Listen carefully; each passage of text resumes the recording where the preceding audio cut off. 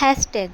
হ্যাঁ, আমার নতুন ভাই বোনেরা কিন্তু অনেকেই জানি না আমরা রিলসে কি হ্যাশট্যাগ ইউজ করব, ফটো পোস্ট করলে কি হ্যাশট্যাগ ইউজ করব, আর লং ভিডিওর ক্ষেত্রে কি হ্যাশট্যাগুলো ইউজ করব, এমনকি কোন ক্যাটাগরির ভিডিওর জন্য কোন হ্যাশট্যাগ ইউজ করব। কেউ কেউ তো ভুল হ্যাশট্যাগ ইউজ করার জন্য তাদের বোনাস সেট আপ পর্যন্ত চলে গেছে। তাদের মধ্যে একজন বোন আমাকে ইনবক্সে মেসেজ করে বলেছে, দিদিভাই তুমি কোন ভিডিওর ক্ষেত্রে বা কোন ফটোর ক্ষেত্রে কি হ্যাশট্যাগ ইউজ করব, যদি একটু সহজ করে বলে দাও তাহলে ভালো হয়।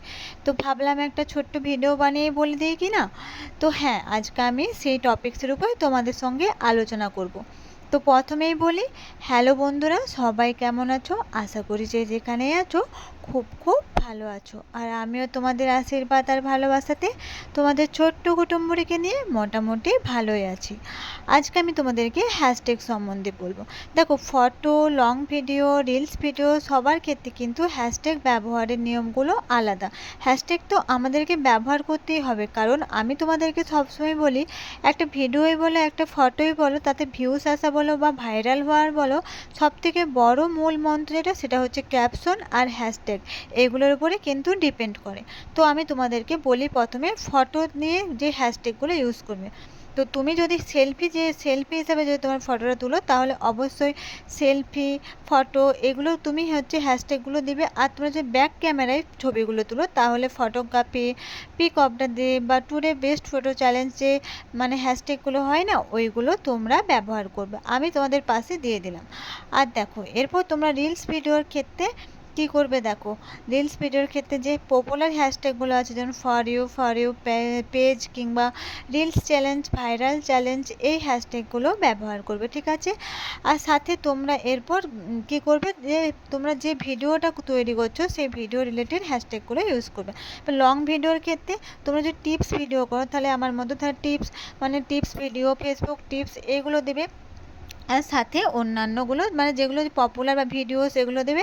এবার পপুলার যেগুলো হ্যাশট্যাগুলো দেওয়ার পর তোমাদের ভিডিও রিলেটেড সেগুলো দেবে। এরপর আমি কয়েকটা তোমাদেরকে বলতেছি, যারা রান্নার ভিডিও করো তারা কুকিং এই হ্যাশট্যাগটা অবশ্যই দেবে। যারা টিপস নিয়ে আমার মতো টিপস ভিডিও করো, তারা ফেসবুক টিপস এই হ্যাশট্যাগটা অবশ্যই দেবে। আর যারা মিউজিক নিয়ে ভিডিও করো, তারা হ্যাশট্যাগ মিউজিক এই হ্যাশট্যাগটা দিবে। তোমরা তোমাদের পপুলার হ্যাশট্যাগুলো দেওয়ার পর অবশ্যই তোমরা যে রিলেটেড ভিডিওটা বানাচ্ছ সেই রিলেটেড হ্যাশট্যাগুলো ইউজ করবে, ঠিক আছে।